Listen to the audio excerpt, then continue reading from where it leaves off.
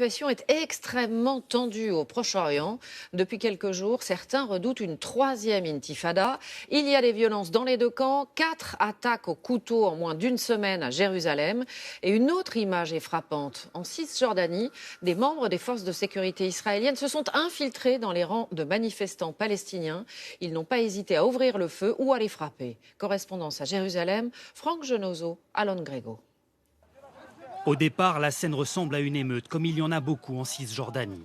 À droite, des Palestiniens jettent des pierres sur des soldats israéliens à gauche. Soudain, plusieurs hommes masqués dégainent des pistolets. Ce sont des infiltrés israéliens. Ils font alors usage de leurs armes. Les soldats israéliens arrivent en renfort et ouvrent le feu aussi. À droite, un jeune Palestinien est arrêté sans ménagement. Ces images d'hommes infiltrés sont rarissimes. Elles montrent à quel point les services de sécurité israéliens tentent de déployer tous les moyens pour contenir l'actuelle vague de violence. Dans cette arrestation, il y a eu 3 blessés, dont un sérieusement. Les soldats ont depuis peu l'autorisation d'ouvrir le feu à balles réelles pour maintenir l'ordre. Car depuis une semaine, les attaques anti-israéliennes se sont multipliées. Hier, une Palestinienne de 18 ans a poignardé un Israélien à quelques mètres seulement du mur des lamentations. Et ces attaques s'étendent désormais au-delà de la poudrière que constitue Jérusalem. Une dans la banlieue de Tel Aviv, une autre dans le sud du pays. Un soldat attaqué à coups de couteau.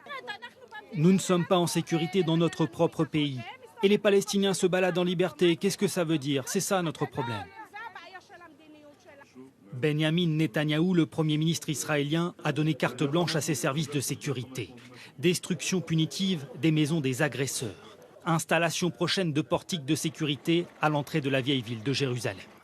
Mais les résultats de ce tour de vis sécuritaire sont limités. La contestation se poursuit un peu partout en Cisjordanie. Elle a déjà fait plusieurs morts et des centaines de blessés.